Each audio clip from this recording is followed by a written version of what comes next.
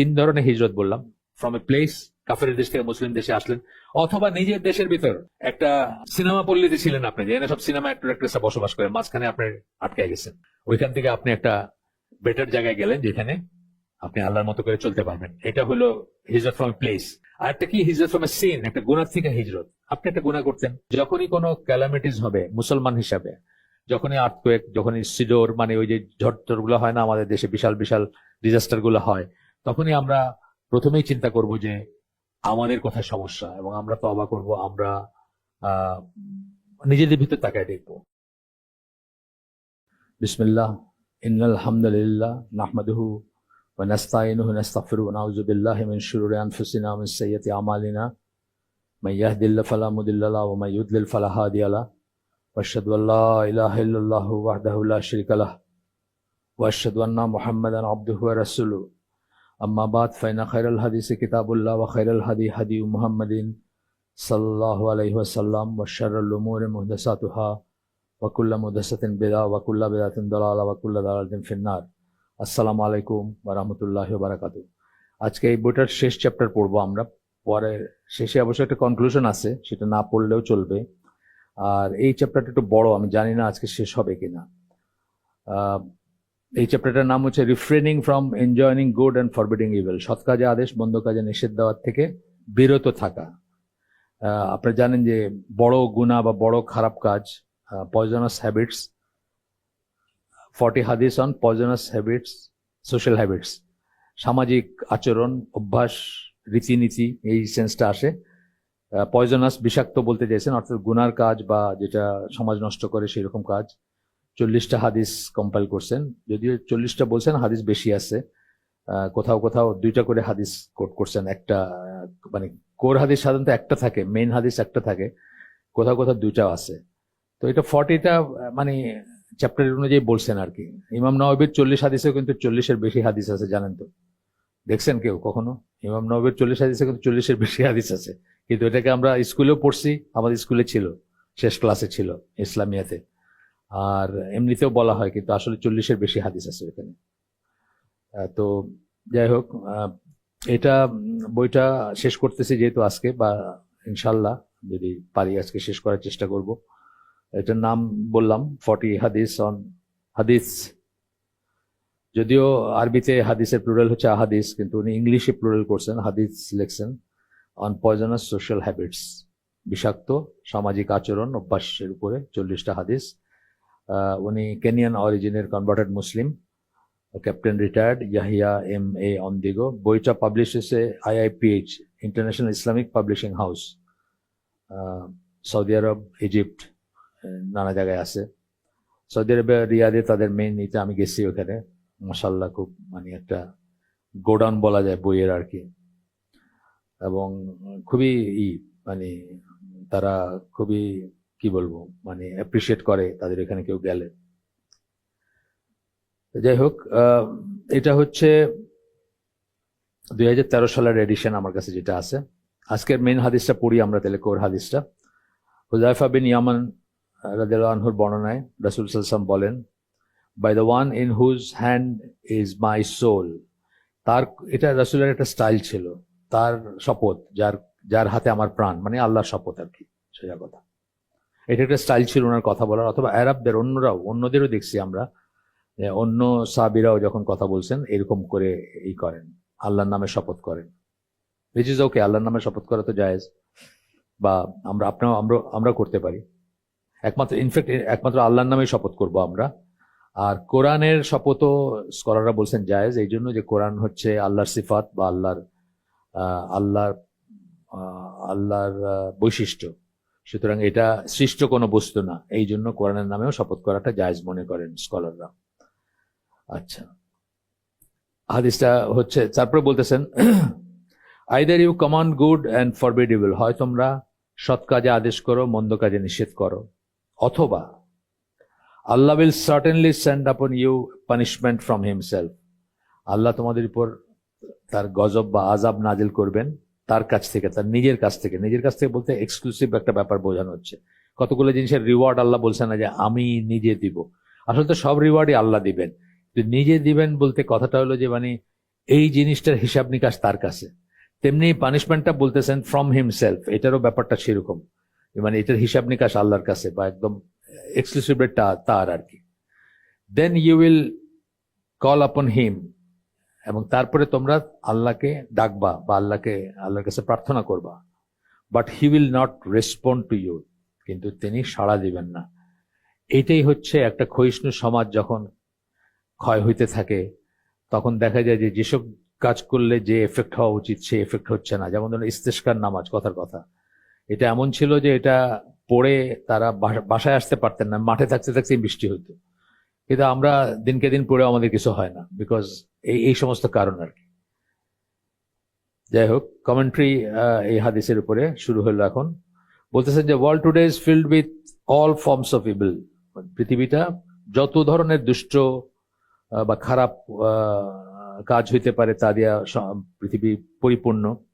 Moral corruption and ডিকেডেন্স, নৈতিক অবক্ষয়, এবং ডিকেডেন্স মানে ক্ষয়িষ্ণুতা, ক্ষয় হয়ে যাওয়া যেটা বলি। ইনক্লুডিং বলে এখন অনেক কটা ABCDEF বলবেন। অ্যালকোহলিজম মানে মদ পানি, ড্রাগ অ্যাবিউজ মাদকদ্রব্য, পোভার্টি দারিদ্র, করাপশন দুর্নীতি, ইনজাস্টিস অবিচার, চাইল্ড অ্যাবিউজ বাচ্চাদেরকে যেভাবে অ্যাবিউজ করা হয়, rape, incest, pornography, indecency, murder, racism, wars, genocides, terrorism, insecurity, suicide, robbery, violence, promiscuity, adultery, homosexuality, HIV, AIDS and so on. মানে আরো যাইতেই পারেন আপনি, কত কিছু বলবেন আপনি, সারা পৃথিবীর কথাই বলতেছেন। তারপরে বলতেছেন গভর্নমেন্টদের কথা, স্পেশালি সেকুলার স্টেটের গভর্নমেন্টদের কথা বলতেছেন, as well as individuals and communities are oblivious মানে আপনি অসচেতন, আপনি এটা দেখেও দেখেন না, অথবা আপনি সচেতন না, আপনি আপনার চোখে লাগে না, চোখে পড়ে না এটা, বা আপনার ভিতরে কোনো রিয়েকশন হয় না, এই সেন্সটা আর কি। Oblivious to many of these immoralities instead of commanding good and forbidding evil, যেখানে সৎ কাজে আদেশ এবং মন্দ কাজে নিষেধ করার কথা সকলেরই, মুসলমানদের ইন পার্টিকুলার, বাট সকলেরই একটু জেনারেল নৈতিকতার সেন্সটা এটা না যে একটা খারাপ কাজ হইতে দেখলে মানুষ না করবে। যে কোনো সোসাইটিতে হয়তো খারাপ কাজ কোনটাকে বলবে এইটার বিচারটা একটু অন্যরকম হইতে পারে। যেমন আমাদের সোসাইটিতে মদ খাওয়া খারাপ কাজ, একটা সোসাইটিতে নাও হইতে পারে, সেটাও একটা করাপশন, বাট তারপরেও সেই সোসাইটির মতো করে যেটা খারাপ কাজ সেটাতে তারা বারণ করবে, এটাই স্বাভাবিক, এটা হওয়ার কথা ছিল, কিন্তু সেটাও কিন্তু চলে যাচ্ছে দুনিয়া থেকে। মানে যার যার মতো করে তারা, যেমন ধরেন একটা উদাহরণ দেই আমি, যে এখন থেকে 200 বছর বা 250 বছর আগে আপনার ইউরোপের খ্রিস্টানরা সুদকে হারাম মনে করতো, তারা সুদ খাইতো না, সুদের কারবার করতো তখন ইহুদিরা শুধু। সেই একই ইউরোপে এখন সুদ ছাড়া কোনো কথাই নেই। এটা একটা ডিকে হয়েছে না, একটা খারাপ কাজকে তারা আস্তে আস্তে আস্তে আস্তে খারাপ কাজ যেটা ভুলে গেছে বা সেটার সাথে বসবাস করতেছে, সেটাকে কাউকে নিষেধ করতেছে না, এরকম ব্যাপারগুলো আর কি। তো তারপরে বলতেছেন যে গভর্নমেন্টের কথা বলতেছেন, এটা তো একটা সমাজের যেমনই গভর্নমেন্টেরও কিছু রেসপন্সিবিলিটি আছে। গভর্নমেন্টের মানে যে ফোর্সেস গুলা, সিকিউরিটি অ্যাপারেটাস যেগুলা, তারা আসলে কি করতে চায়, কি করা উচিত তাদের, যে কোনো খারাপ কাজে তাদের বাধা দেওয়া উচিত, ডিসকারেজ করা উচিত। সেটা আস্তে আস্তে আস্তে আস্তে নাই হয়ে গেছে অলমোস্ট, দুনিয়ার অলমোস্ট সব দেশেই সেরকম অবস্থা। শুধুমাত্র যেগুলাতে মানে ফাইন্যান্সিয়াল ব্যাপার স্যাপার আছে, গভর্নমেন্টের ট্যাক্সের ব্যাপার আছে, সেই সব জায়গাতেই তারা সিরিয়াস, কিন্তু অন্যান্য জিনিসগুলো দেখেও দেখতেছে না রাস্তায় ঘাটে। তো এরপরে বলতেছেন যে consequence are all sorts of calamities and earthquakes, landslides, heavy rains, destructive floods and tsunamis. এইখানে আসতেছে বিশ্বাসের কথা। এটা কিন্তু আমাদের ধর্ম বিশ্বাস বা আমাদের ইসলামী বিশ্বাস মতে কিন্তু এই ক্যালামিটিস গুলা মানুষের জুলুমের জন্য আসে। মানুষ যখন অবিচার করে, মানুষ যখন পাপাচার করে, তখন সেই জন্য এই ক্যালামিটিস গুলো আসে। এবং এটার একটা খুব সুন্দর একটা বইয়ের কথা আমি আগেও বলছি আপনাদের, আব্দুল হাকিম মুরাদ, উনি হচ্ছেন ব্রিটিশ মুসলিম, কনভার্টেড, সাদা চামড়া। ওনার ব্রিটিশ নাম হচ্ছে TJ উইন্টার, অক্সফোর্ডের টিচার ছিলেন, এখন ক্যামব্রিজের টিচার, এবং উনি খুতবা দেন, বইপত্র আছে ওনার। উনি এই ছোট্ট একটা চটি বইয়ের মতো লিখছেন যে রহমানুর রহিম যখন অ্যাভেঞ্জার হয়ে যান, প্রতিশোধ পরায়ণ হন, মানে বা প্রতিশোধ নেন, তখন কি দাঁড়ায়।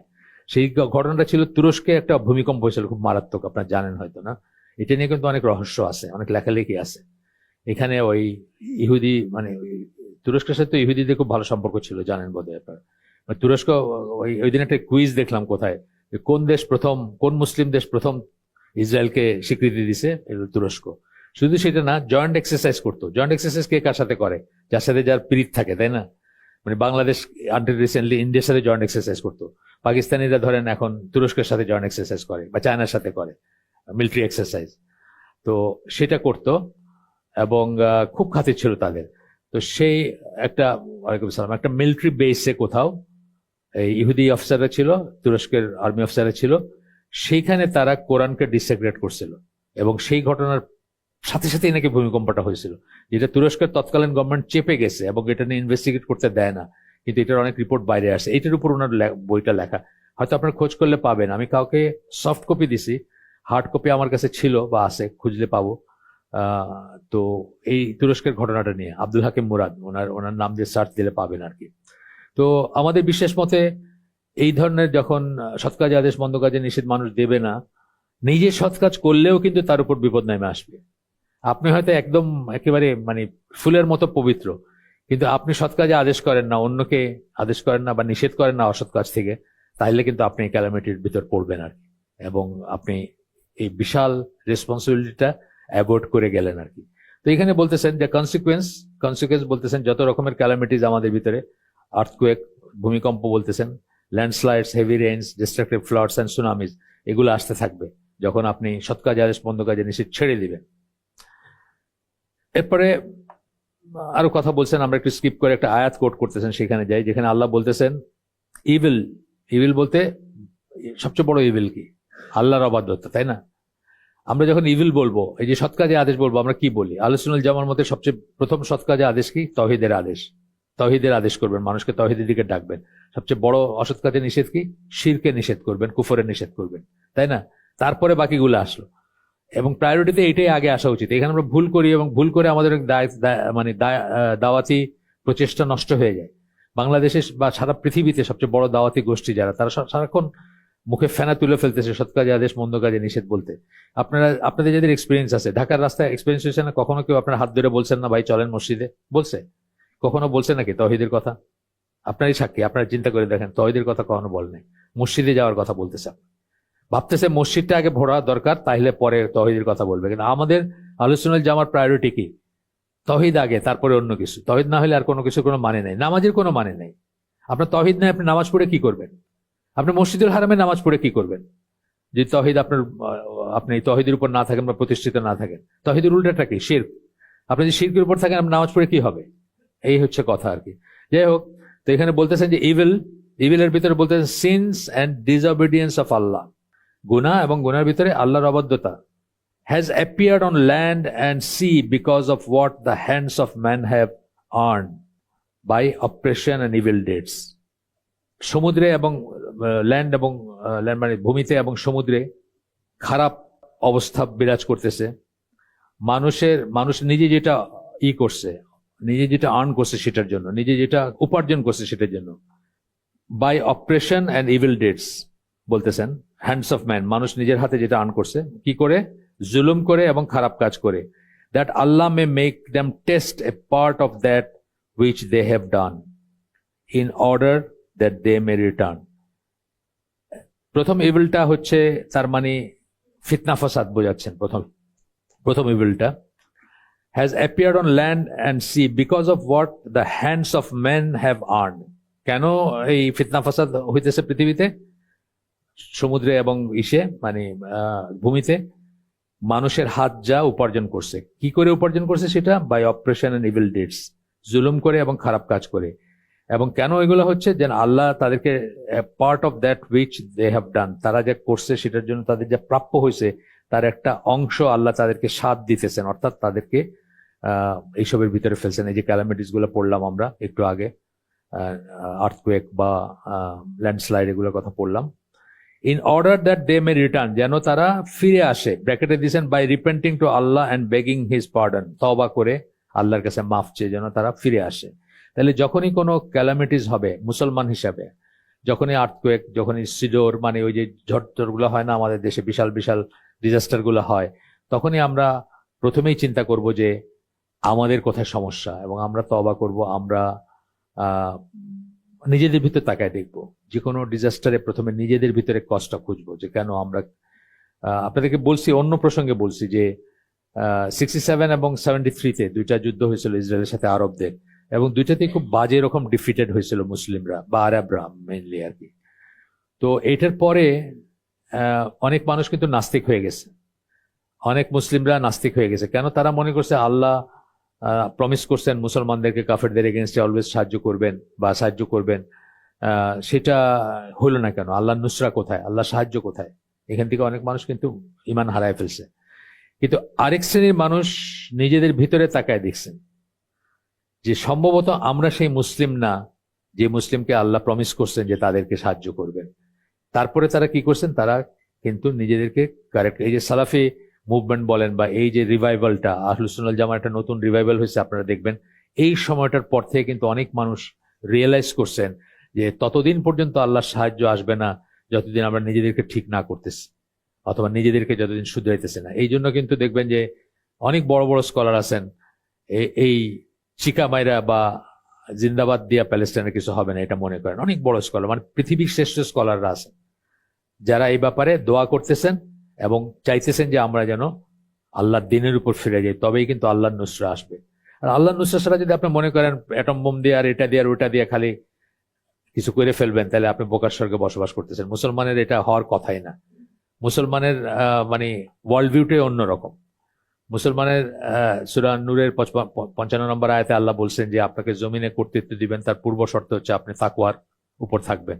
আপনার তাকওয়া কোথায় আছে আপনি খুঁজে বাইর করেন। এখন দুনিয়াতে মুসলমান যাদেরকে বলতেছেন কোট আনকোট, তাদের তাকওয়া কোথায় আপনি একটু একটু খোঁজ করে দেখেন, তাই না? আমরা আমরা সবচেয়ে প্রতিপত্তিশীল ছিলাম কখন? সবচেয়ে বেশি পাওয়ারফুল ছিলাম কখন? যখন আমরা সবচেয়ে বেশি তাকওয়াবান ছিলাম, সবচেয়ে বেশি আল্লাহকে ভয় করতাম। আমাদের খলিফা যখন গাছের নিচে হাতের উপরে মাথা দিয়ে ঘুমাইছে, তখন পৃথিবী আমাদের পায়ের নিচে ছিল। আর যখন আমরা নর্তকে নাচাইতে শুরু করছি, আর গালিচা, আর এত মোটা গালিচা, আর ওই বায়ু ত্যাগ করার সময় যদি ব্যাগের ভিতর ভরে তাইলে কি উজু যাবে কিনা এটা নিয়ে বাহাস করার জন্য স্বর্ণ মুদ্রা দিতেছি আলেমদেরকে, তখন আমাদেরকে মঙ্গলরা এসে কুচুকাটা করছে, আমরা কিছু করতে পারিনি। মানে এটা বুঝতে হবে যে আমাদের সুন্নাহ আর কাফেরের সুন্নাহ এক না। আমরা যদি কাফেরের সুন্নায় দৌড়াই যে অস্ত্র হইলে, এটা হইলে, ওইটা হইলে, স্ট্র্যাটেজি হইলে, হ্যাঁ আমার যদি আরো বড় থাকতো আরো, তাইলে আমি জিততাম। আপনি বোকার স্বর্গে বসবাস করতেছেন, একেবারে বোকার স্বর্গে। আর মুসলমানের ভিক্টরি ওটা থেকে আসবে না, কোনোদিন আসে নাই, কোনোদিন আসবে না। আপনি চিন্তা করেন, এখন পৃথিবীর সম্পদ যদি আপনি ব্লক ওয়াইজ চিন্তা করেন, তো মুসলমানদের কাছে পসিবলি পৃথিবীর সিংহভাগ সম্পদ আছে। এই সৌদি আরব, এই কাতার, এই কুয়েত, আপনি হিসাব করে জড়ো করেন, দেখেন কত সম্পদ। কি হবে সম্পদ দিয়ে? যখন আপনার ইমান নাই বা আপনার নাই, এই সম্পদ দিয়ে আপনি কাজে লাগাতে পারবেন না। এটা বুঝতে হবে, এই ব্যাপারটা আগে বুঝতে হবে যে আগে আপনাকে সেই মুসলমান হইতে হবে যার উপরে, যারা মানে ধরেন খালিদ বিন ওয়ালিদের কথা শুনছেন না, যে উনি একটা যুদ্ধে জয়েন করবেন, দেখে এমন জায়গা দিয়ে গেছেন যেখান দিয়ে কোনো মানুষ কোনোদিন জীবিত পার হয়ে যায় নাই, এমন মরুভূমির উপর দিয়ে গেছেন। এটা কেন করতে পারছেন? তাকওয়ার জন্য করতে পারছেন। সেই জায়গায় যেতে হবে, অন্তত সেই জায়গায়, মানে ওদের মতো পারফেক্ট হবো না আমরা, কিন্তু সেটাকেই আমরা প্রায়োরিটি দিতে হবে। আজকে আপনি চিন্তা করেন কি অবস্থা আমাদের দেশের কথা আপনি ধরেন, কি অবস্থা এখানে, কি জেহাদ করবেন, কার জেহাদ করবেন, কার এগেনস্টে করবেন, কার ফরে করবেন, কে করবে, কি করবে?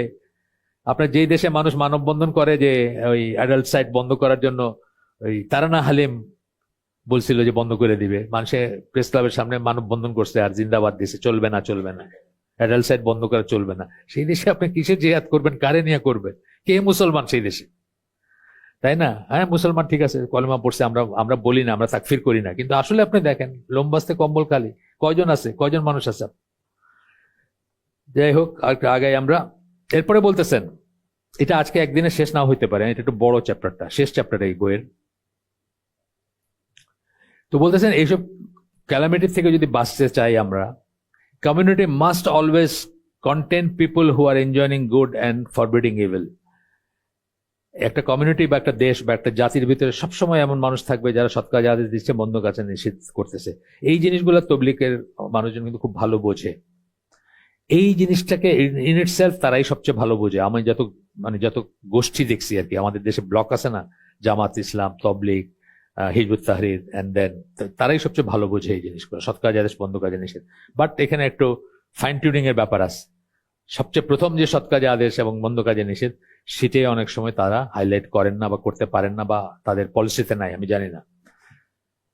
যদিও তারা লা ইলাহা ইল্লাল্লাহকে খুব ভ্যালু করেন, তাদের মতো করে করেন, মানে বক্তৃতায় বা অন্য কিছুতে সবসময়, বা ওই তাদের কি তালিম হয় না, তালিম হয়, আবার জোর হয়, গাস্ত হয়, সেই সব গাছতে না, মানে ওই তালিমে লা ইলাহা ইল্লাল্লাহর কথাগুলো আসে, লা ইলাহা ইল্লাল্লাহর কথা আসে ঘুরে ফিরে।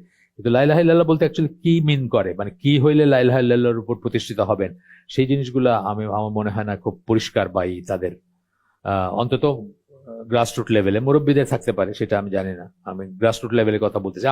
আমরা যাদেরকে পাই, যারা আমাদেরকে অ্যাপ্রোচ করেন, আমাদের মসজিদে যারা প্রোগ্রাম করেন, বা আরেকটা মসজিদে যারা প্রোগ্রাম করেন, গ্রামের একটা মসজিদে যাদেরকে আমরা দেখি, তাদের কথা বলতেছি আর কি, যারা পাবলিকের সাথে ইন্টারেক্ট করেন, তাদের কথা বলতেছি আমি।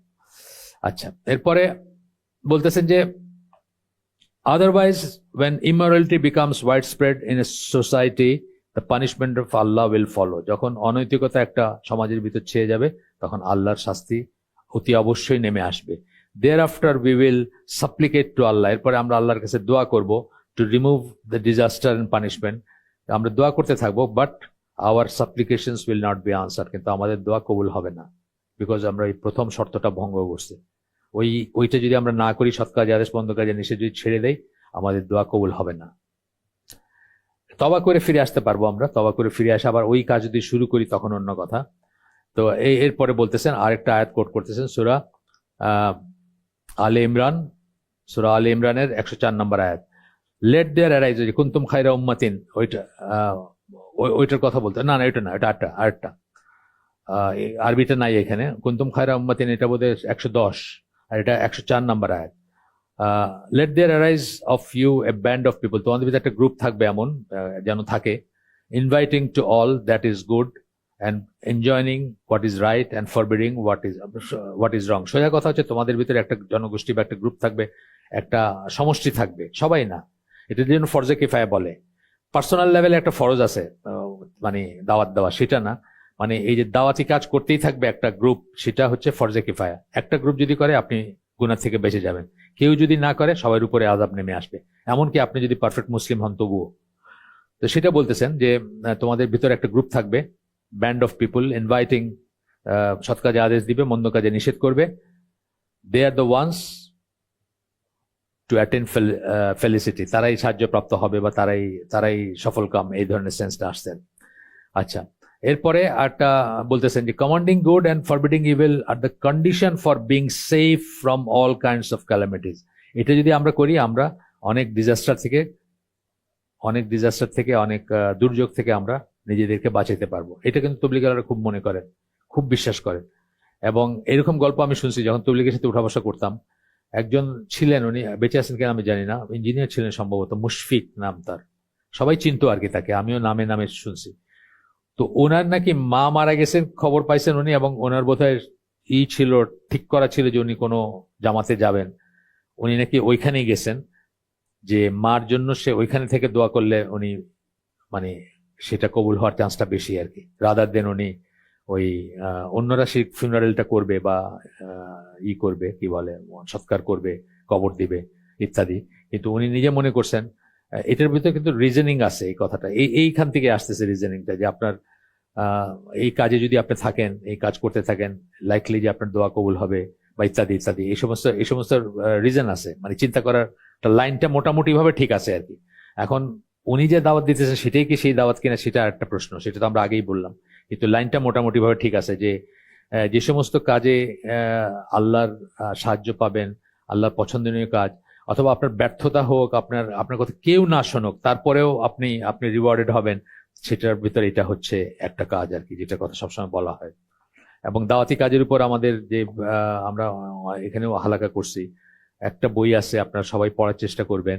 বইটার বাংলাটা আউট অফ প্রিন্ট, কিন্তু আমরা বইটা শুধু দাওয়াতি কাজের জন্য ফটোকপি করেও বিলি করছি আর কি, শুধুমাত্র ইসের জন্য, মানে যেহেতু বইটা আউট অফ প্রিন্ট, বাংলাটা, ইংলিশটা পাবেন, methodology of the prophets in calling to আল্লাহ।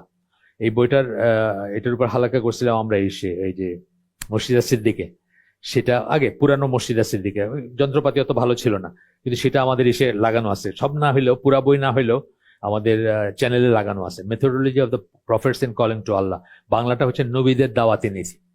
হ্যাঁ, দাওয়াতি কাজ কাকে বলে, এটা দাওয়াতি নীতি কি, মানে দাওয়াত দিতে হইলে মানুষকে তার প্রিকন্ডিশন আছে।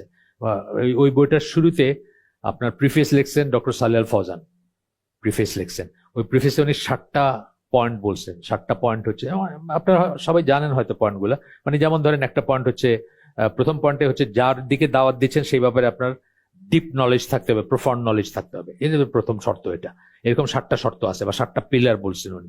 এগুলো কিন্তু আমাদের সবাই জানা উচিত, দৈনন্দিন জীবনে সবাই জানা উচিত। এইটার উপর বেস করে আমার একটা লেকচার আছে, আমাদের ইসেই আছে, সিলেটে করছিলাম আমি প্রোগ্রাম, ওইটার রেকর্ডিংটা আমাদের ইসে আছে, আমাদের দাওয়াতি প্রচেষ্টা কেন ব্যর্থ হচ্ছে, আমাদের চ্যানেল লাগানো আছে এই ভিডিওটা। ঠিক উল্টাটা আর কি, ডক্টর সালেহ আল ফৌজান যা বলছেন সেগুলা না থাকাতেই তো ব্যর্থ হচ্ছে আমাদের এইগুলা। সেইভাবে আমি ওই লেকচারটা ফর্ম করছি আর কি, দাওয়াতি প্রচেষ্টা কেন ব্যর্থ হচ্ছে। এবং এই যে লাস্ট যে আসুন্নাহ কমপ্লেক্সে একটা প্রোগ্রাম হইলো না ওদের, আমি গেলাম, এই যে শেষ যে প্রোগ্রামটা হইলো এই যে ইসের ভিতরে, হ্যাঁ হ্যাঁ রামাদানে হইলো, রাইট, রামাদানে আগে ফেব্রুয়ারি মাসে হইলো। হ্যাঁ, ওই যে সুন্নাহ কনফারেন্স না কি বলে ওরা, বছরে একটা হয়। হ্যাঁ, ওইটাই আমি গেছিলাম, ওইটাতে প্রথম এই টপিকটা নিয়ে আমি কথা বলছিলাম যে আমাদের দাওয়াতি প্রচেষ্টা কেন ব্যর্থ হচ্ছে। আমার আরেকটা প্রোগ্রাম ছিল দুয়ারি পাড়ায় ওই দিনই বিকালে, যেই জন্য আমি আগে আসরের নামাজ পড়েই আমার এটা দিয়েছিলেন, আমি শেষ করে চলে গেছিলাম। এইটা কিন্তু খুব ইম্পর্টেন্ট একটা জিনিস, দাওয়াতি প্রচেষ্টা কেন ব্যর্থ হচ্ছে। এটা আমি ওই বইটার ওই লেখাটার উপর বেস করে করছিলাম আর কি। যাই হোক, এরপরে আবু সাইদ খুদরি ওনার বর্ণনা একটা হাদিস আসতেছে, এটা হচ্ছে আবু দাউদ, মুসলিম এবং আবু দাউদের হাদিস। বলতেছেন, whoever of you sees an evil action taking place, তোমাদের যে কেউ যে একটা খারাপ কাজ হইতে দেখবা, ঘটতেছে আপনার সামনে, let him change it with his hand, তাকে সেজন্য হাত দিয়ে সেটা প্রতিহত করে বা বদলায়। And if he is not able to do so, সে যদি সেটা না করতে পারে, then with his tongue, তাদের জিহ্বা দিয়ে যেন করে, প্রোটেস্ট করে। and if he is not able to do so, then with his heart. এইটুক পর্যন্ত আমি হাফ প্যান্ট পরা বয়স থেকে জানি, কিন্তু এর পরের অংশটা যে এত ইম্পর্টেন্ট সেটা আমি হয়তো 40 বছর বা 45 বছর বয়সে শিখছি। এর পরের অংশটা কি বলতেছেন, that is the weakest level of faith, superlative কিন্তু, উইকেস্ট সবচেয়ে দুর্বল ইমান। এটার একটা মিনিং আছে, খেয়াল করছেন, এর নিচে কোনো ইমান নাই। তাহলে একটা খারাপ কাজ আপনার চারিদিকে ঘটতেছে আর আপনি কমপ্লেসেন্ট বা স্বাচ্ছন্দ্যে আছেন, ইউ বেটার চেক ইউর ইমান। আমরা এরকম করতেছি না? আমাদের রাস্তায় যে একটা আদান একটা ছবি টাঙানো আছে, আমাদের কি খারাপ লাগে? আমাদের কি মনে হয় যে এই জিনিসটা খারাপ? অথবা আমাদের সামনে কেউ জুয়া খেলতেছে দেখতেছি, আমরা মুখটা ফিরাই নেই, আমাদের সেই খারাপটা লাগে না। আমরা কোএক্সিস্ট করি খারাপ জিনিসের সাথে, সেটা বলতে চাচ্ছি। এখানে যেটা বলছেন মনে মনে ঘৃণা, মনে মনে ঘৃণা মানে আপনি ধরেন কথার কথা, ছেলে হারাম কাজ করে, বাপে মনে মনে ঘৃণা করে, কিন্তু ছেলেদের যখন দেখে তখন হাস্যা কোলাকুলি করে, হাত ধইরা করে, খাইতে বসায়, এই কথা বলা হয়নি। আপনি মনে মনে ঘৃণা মানে আপনার ব্যবহারে সেটা ফুটে উঠবে যে you are not liking it. সেটা যেখানে যে লিভারেজ আছে আপনার, সেই লিভারেজ দিয়ে আপনি করবেন, সেই লিভারেজ দিয়ে আপনি বোঝাবেন যে মানে আপনি এটা পছন্দ করেন না। কালকে পিনাকির একটা দেখতেছিলাম, একটা খারাপ লোকের কথা বলতেছে, সমাজের খুব খারাপ লোক, অনেক অনেক পয়সা মানুষের আত্মসাৎ করছে, মানি লন্ডারিং করছে। তারপরে বলতেছে পলিটিক্যাল লিডার সবার মেয়ের বিয়ে গেছে, তো বলছে কেন বিরিয়ানি কি কম খাইছেন জীবনে, ওই বিরিয়ানি না খেলে হয় না? এইটা হলো ব্যাপার। আর আপনি যদি সত্যিই মনে করেন যে এই লোকটা দুষ্ট, এই লোকটা খারাপ, এই লোকটা জনশত্রু গণশত্রু, আপনি তার মেয়ের বিয়ে কেমনে যান? আপনি তার সাথে সামাজিকতা কিভাবে করেন? এটা হচ্ছে এটার মিনিং, যে আপনি মনে মনে ঘৃণা মানে আপনি লিভারেজটা প্রয়োগ করবেন। আপনার যদি যেটুকু লিভারেজ আছে, ধরেন আপনি এই দেশের খুব নাম করা যে লোকের কথা বলতেছি, সে বিজনেসম্যান, এই দেশের আপনি 1 নম্বর 2 নম্বর বিজনেসম্যান, আপনার সাথে তার খুব ভালো সম্পর্ক থাকার কথা এককালে ছিল। আপনি এখন জানছেন যে সে মানি লন্ডারিং করছে, কত লাখ কোটি টাকা কি করছে জানি। এটি যখন জানলেন আপনি ওখানে যাবেন না, জাস্ট টোকেন হিসাবে যাবেন না, যে না আল্লাহ রাসূল সাল্লাল্লাহু আলাইহি ওয়াসাল্লাম যারা ধার রেখে মারা যাইতো তাদের জানাজায় যাইতেন না, এটা হলো ওয়ে অফ শোয়িং দ্যাট আমি এটাকে পছন্দ করি না। আপনার আর কোনো ক্ষমতা নাই, আল্লাহ রসুলের ক্ষমতা ছিল, আপনার ক্ষমতা নাই। আপনি হাত দিয়েও বন্ধ করতে পারবেন না, মুখ দিয়েও করতে পারবেন না, এইভাবে দেখাবেন। সেই ছেলের উপার্জন আপনি খাবেন না, সে কিছু নিয়ে আসলে বলবেন না না তোমার এটা তুমি নিয়ে যাও, আমি তোমার এটা খাবো না। এইটুক তো আপনি করতে পারেন। এইটুক করার জন্য তো আর হাত বা মুখের দরকার, কথা বুঝছেন না? যেখানে আপনি আপনার আর কোনো কিছু খাটে না, সেখানে আপনি দেখাই দিবেন যে you are not liking it. এখানে যদি একটা খারাপ কথা হয় আল্লাহর নামে, আল্লাহ রসুলের নামে, ইসলামের নামে, উঠে চলে যাবেন আপনি। এটা হচ্ছে অ্যানাদার ওয়ে অফ শোয়িং ইট, তাই না? আপনি হাত দিয়ে পারলেন না, মুখ দিয়েও কইতে পারতেছেন না, আপনি উঠে চলে যাবেন, অথবা আপনি যাবেনই না সেইখানে। এইটা আমি শিখছি অনেক বয়সে। এটা মনে রাখেন যে একটা খারাপ কাজ আপনার সামনে ঘটতেছে, আপনার পাশে ঘটতেছে, আপনার ভিসিনিটিতে ঘটতেছে, আপনার মনে কোনো যদি খারাপ বোধ না আসে, আপনি আপনার ইমানকে বেটার চেক করেন যে আদৌ আপনার ইমান আছে কিনা। কারণ ন্যূনতম ইমান বলতেছেন এটা, এর নিচে কোনো ইমান নাই। আচ্ছা, এরপর বলতেছেন যে মূলনীতিগুলা বলতেছেন। এখানে উনি ওই যে ডক্টর সালাল ফজানের ওই লেখাটা না হইলেও কাছাকাছি কিছু জিনিসপত্র, ওইটার মতো না হইলেও কিছু কিছু জিনিস বলছেন যে দাওয়াতি কাজের মূলনীতি কি হবে। সেখানে প্রথমে বলছেন সিনসিয়ারিটি অফ ইন্টেনশন, নিয়তটা আপনার খালিস হইতে হবে। আপনি কেন দাওয়াতি কাজ করবেন? কেবলমাত্র আল্লাহ সন্তুষ্টির জন্য, ইভেন সেটার সাকসেসের জন্য না। ইভেন সেটার সাকসেস হবে, সাকসেস হলে করবো না, করবো না, এরকম করবেন না। সাকসেস হচ্ছে টোটালি আল্লাহর কাছে, টোটালি আল্লাহর রিলম, আল্লাহর ব্যাপার। ইভেন নবীর ব্যাপারে আল্লাহ বলছেন এটা আল্লাহর ব্যাপার, নবীর ব্যাপার না। আপনার আমার ব্যাপারে তো প্রশ্নই উঠে না। সাকসেস হইল কি না হইল, অফকোর্স আপনি প্রজ্ঞা ইউজ করবেন, যেন তেনভাবে করবেন না, সেটা আরেকটা জিনিস। আপনি আপনার মতো করে চেষ্টা করবেন যেন এটা এফেক্টিভ হয়, যেন এটা মানুষ শুনে, যেন এটা মানুষের কাছে গ্রহণযোগ্য হয়, ঠিক আছে। কিন্তু এটা হইলেই সাকসেস হয়ে যাবে, এইটাই হচ্ছে আপনার প্রথম ভুল। যদি আপনি মনে করেন যেটা হইলেই হয়ে যাবে, আমরা সেটা করব না। এবং আরেকটা জিনিস হচ্ছে কি, আমরা অনেক সময় আল্লাহ ফ্যাক্টরটা বাদ দিয়ে দিই। মানে ধরেন একটা, আমরা এখানে এই 1 তারিখে এখানে একটা আছে, হজের ট্রেনিং আছে। এখন আপনি চিন্তা করতেছেন কয়টা চেয়ার লাগবে, বা মাইক লাগবে, তো আপনার লাইটিং লাগবে, তো রেকর্ডিং লাগবে, তো একটু নাস্তা লাগবে, তো একটু আপনার মাথায় একবারও আসতেছে না যে আল্লাহর অনুমোদন লাগবে। ওমা তৌফিক ইল্লা বিল্লাহ, এই কথাটা আপনার মাথায় থাকে না যে সবচেয়ে প্রথমে আপনার শুরু করা উচিত ছিল যে আল্লাহ চাইলে হবে। যেটাই সাকসেসফুল, সেটা যে ছোট থেকে ছোট, বড় থেকে বড় কাজটা, যে ব্যাপারটা যাই হোক, যত ছোট হোক যত বড় হোক, আল্লাহ চাইলে সাকসেস হবে, নাইলে কোনো সাকসেস নাই। এইটা দিয়ে দাওয়াতি কাজ শুরু হবে, কিন্তু ওইখান থেকে ওমা তৌফিক ইল্লা বিল্লাহ, আল্লাহ তৌফিক, আমার সমস্ত সামর্থ্য হচ্ছে আল্লাহর কাছে। আল্লাহ চাইলে আমার সামর্থ্য হবে, নাইলে আমার সামর্থ্য নাই কোনো। এইখান দিয়ে শুরু হবে আপনার এফোর্ট। তারপরে আপনি সাকসেসের কথা চিন্তা করবেন না, আপনি বেস্ট, আপনার যেটা বেস্ট সেটা দিবেন। এটাতে এফেক্টিভ হবে কিনা সেটা ইসের ব্যাপার, আল্লাহর ব্যাপার। আপনি আমি তো কেউ না। আপনার নবী সাল্লাল্লাহু আলাইহি সাল্লাম প্রায় 10 বছর পরে যখন তায়েফে গেছেন, একজন মানুষ তার কথা শুনছে, একজন মানুষ তাকে আয়েশা বলছে যে আপনি ঠিক বলছেন, বা তাকে তার কপালে চুমু দিচ্ছে, তাকে একটু খাবার দিচ্ছে, বাকি সবাই তার ডিল মারছে, তাই না? তো এইটা যদি নবীর অবস্থা হয়, আপনি আমি কে বলেন? সুতরাং সাকসেসের ব্যাপারে নাই। যাই হোক, আপনি শুধুমাত্র আল্লাহর জন্য করবেন, শো অফ করার জন্য না, ফেমের জন্য না, নেম ফেমের জন্য না, নামের জন্য না, মানুষে বলবে যে কত বড় দায়ী, কত সুন্দর করে বক্তৃতা দেয়, কত সুন্দর করে কথা বলে, এইসবের জন্য না। সূরা কাহাফ 110 নম্বর আয়াত কোট করতেছেন, so whoever Hopes for the meeting with his Lord, যে আল্লাহর সাথে সাক্ষাতের আশা রাখে। এটার মানে কি? যে ইমানদার, যে আশা রাখে সে, তার ইমান আছে। যে আশা রাখে না, তার কি ইমান আছে? না। আল্লাহ যখন কোরআনে এই টার্মে কথা বলেন যে আল্লাহ এবং আখিরাতে বিশ্বাস করে, যে আল্লাহ এবং আখিরাতে আশা রাখে, তখন আপনি বুঝবেন আল্লাহ, এটা কিন্তু ইমানের শর্ত। এই নেক্সট যে কথাগুলো আসতেছে এগুলো ইমানের শর্ত, ওইগুলো করলে সে ইমানদার, না করলে সে ইমানদার না। তো কি বলতেছেন Allah? Let him do deeds of righteousness and associate none as partner in the worship of his lord. সেই জন্য সৎ কাজ করে এবং ইবাদতে যেন কাউকে শরিক না করে। যখন আপনি শো অফ করার জন্য কিছু করলেন, মানুষের বাবা পাওয়ার জন্য আপনার শরিক হয়ে গেল না?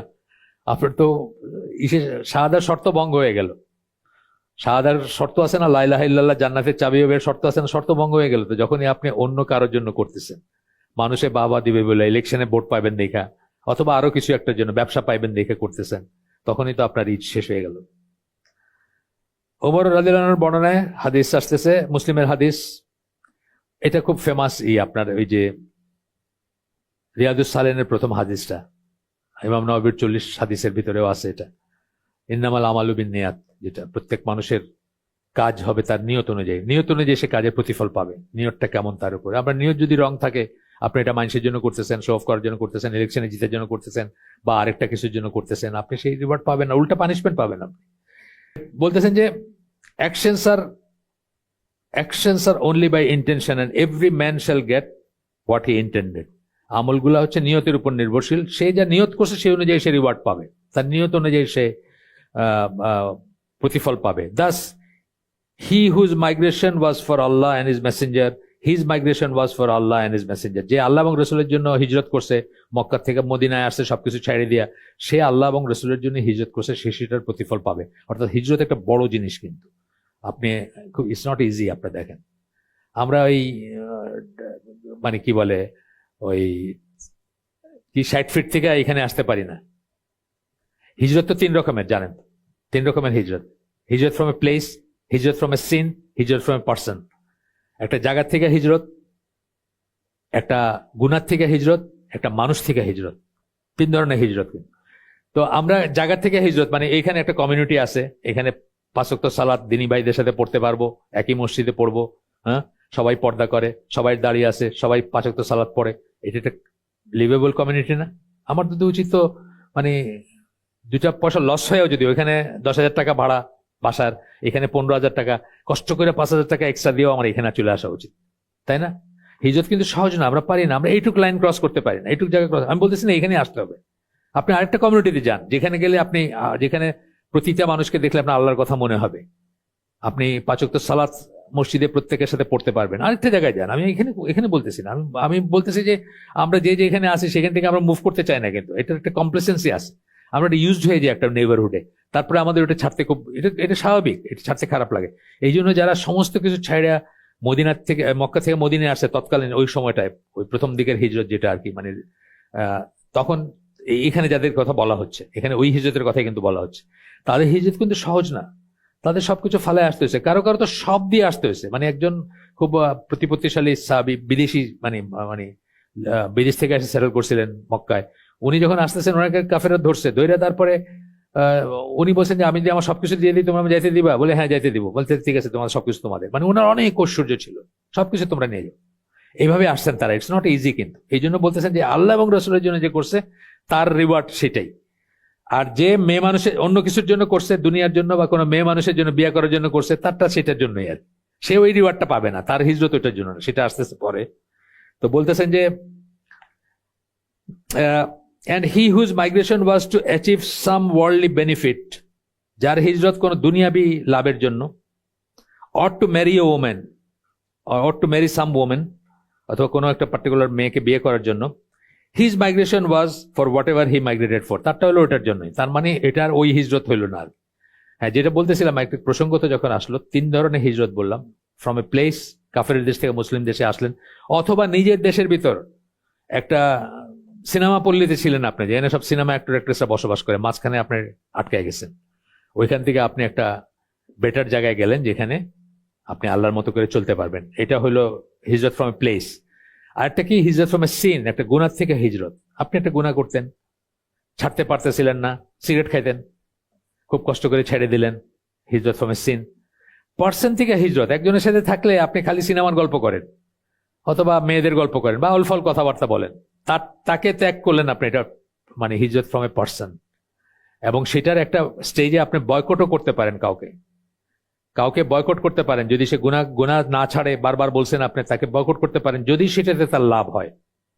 এটার ক্লজ আছে, যদি দেখেন সেটাতে তার লাভ আছে না, অনেক সময় লাভ আপনার খুব জানের দোস্ত, না তুই যদি এরকম করিস আমি তোর সাথে, তুই বিড়ি খেলে আমি তোর সাথে থাকবো না।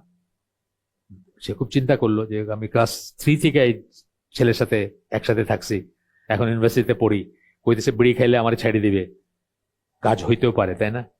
এই ধরনের বয়কট বা এই ধরনের হিজরত, এটা হিজরত ফ্রম এ পার্সন। যাই হোক, ওই ইমাম কি বলে এটা, রিয়াদুস সালেহিনের প্রথম এইটা মোহাম্মদ বিন সালেহ আল উসাইমিনের যে এক্সপ্লেনেশন, ওটার ভিতরে এই কথাগুলো ডিটেলস আসছে, অনেক কিছু শেখার আছে আসলে। এই বইগুলো আপনারা নিজেরাও কালেক্ট করে পড়তে পারেন, মানে এই সৌদি আরব থেকে প্রকাশিত, ইংরেজিটাই কিনেন, বাংলাটায় ওই ফটোকপি হয়ে যায় আর কি। মোহাম্মদ বিন সালেহ আল উসাইমিনের গুলা তো ওনার ছাত্ররা লিখছেন ওনার নোট থেকে, উনি ক্লাস নিছেন ওই নোট থেকে, ওনার মৃত্যুর পরে কিন্তু এটা কম্পাইল করা হয়েছে। তাহলে একটা চেঞ্জ হলো, এখানে একটা মানে 2 হাত হলো, তারপরে আরবি থেকে ইংলিশে আসছে, একটা ফটোকপি হলো, আবার আবার ইংলিশ থেকে যদি বাংলায় পড়েন তাহলে আরেকবার ফটোকপি হবে, তাহলে ওইটা একটু ঝাপসা হয়ে যেতে পারে আর কি। এই জন্য চেষ্টা করবেন যত ক্লোজারটা পড়তে, আরবিটা পড়তে পারলে তো বেস্ট, না পারলে ইংলিশটা যেটা সৌদি আরব থেকে পাবলিশ সেটা চেষ্টা করবেন পড়তে আর কি, ইনশাআল্লাহ। যাই হোক, এটা মুসলিমের হাদিস গেল, আমরা আগাই একটু।